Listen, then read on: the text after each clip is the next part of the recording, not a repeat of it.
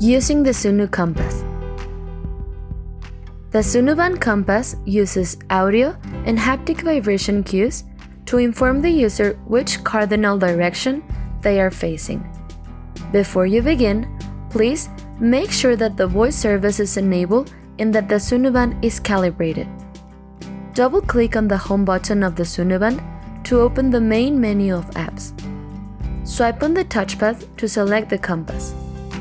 Double-tap on the touchpad to activate the compass app. It is important that the Sunu Band sensors correctly detect the hand in which you are wearing the device. As soon as you activate the compass, lower your hand and arm to your side and wait 5 seconds. Raise your forearm with the palm of your hand facing downwards west, and point it in any given direction to hear the cardinal direction. Sunu Voice will announce which direction on the compass we are South, facing. west, northwest, north, northeast.